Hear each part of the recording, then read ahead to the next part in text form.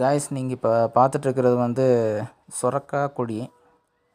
இந்த சுரக்கா கொடியில் என்ன பிரச்சனைனா, நம்மளுக்கு அந்த கொடியில் காயெல்லாம் நிறையா வருது. பட் இந்த மாதிரி பிஞ்சிலேயே பூச்சி கடித்து அது வளர மாட்டேங்குது. தெரியுதுங்களா? இந்த பிளாக் கலர் வண்டுக மாதிரி வருது. அப்புறம் பார்த்திங்கன்னா இதுதான் அந்த கருப்பு கலரில் இருக்கிறது. அந்த பூச்சி பார்த்திங்கன்னா நம்ம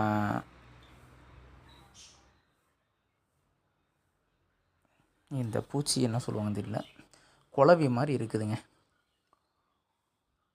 அது வந்ததுனால இது நிறைய பூச்சிக்கடியாகி எதுவும் வளர மாட்டேங்குது.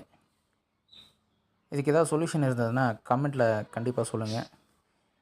நானும் நிறைய வீடியோஸ் பார்த்து ட்ரை பண்ணியிருக்கேன். இது வந்து பார்த்திங்கன்னா புடலங்காய், இதுலேயும் சேம் பிரச்சனை.